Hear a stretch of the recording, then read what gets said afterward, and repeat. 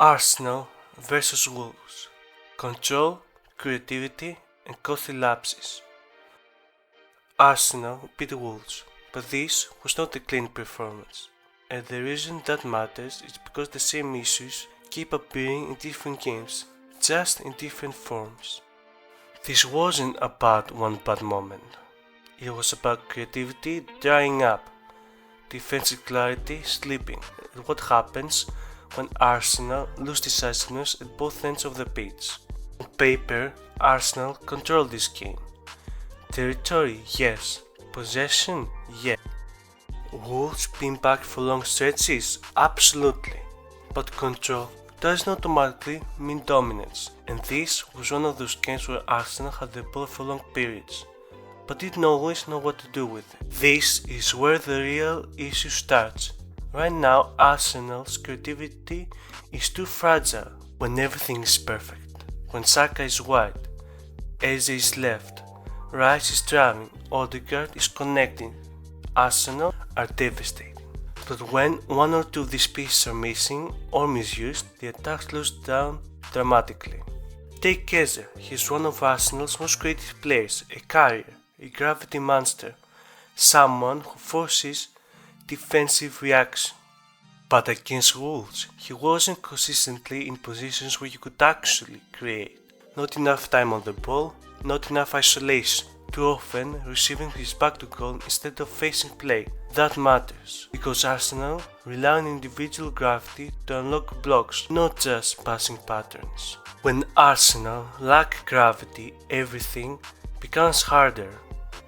The striker gets fewer clean looks, the midfield hesitates, the ball circulation slows down, and suddenly Arsenal are trying to score the perfect goal again. That's something Arteta has spent years trying to move away from.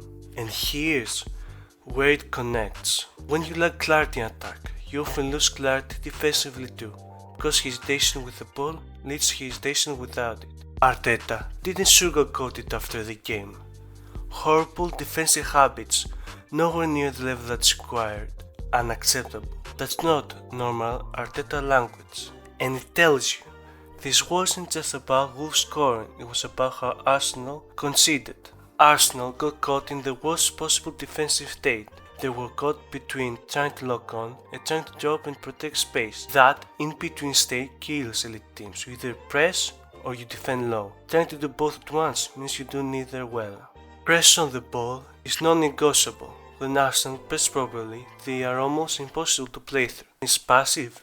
Even for a few seconds, the whole structure collapses. Pressure on the ball is the law. Jesus was too passive from the front. Structurally, that's correct, but context matters. He just come on. Rhythm matters. Timing matters. Still, at this level, one passive moment is enough. Wolves didn't carve Arsenal open with brilliance. They benefited from indecision, and Arsenal hate conceding goals like that, because those are exactly the goals they're built to prevent. Briefly, on Gyökeres. Arteta said something important about him. He was in really good positions, but the ball didn't arrive quick enough. That matters, because right now, Jenkis is doing his job structurally, staying high, pinning defenders, making runs. But when creativity is slow, strikers always look worse than they are. That said, he's not blameless. He needs to arrive later, fight less, shoot earlier. Those are coachable details, not red flags. This game wasn't about one player, it was about Arsenal's margin for error shrinking, and creativity and defensive clarity dropped together. The scary thing for the league, this wasn't Arsenal at full capacity.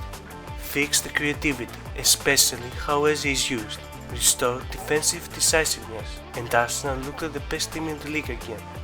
They don't just win games, they suffocate teams. Thanks for watching. This was my Arsenal vs Wolves analysis.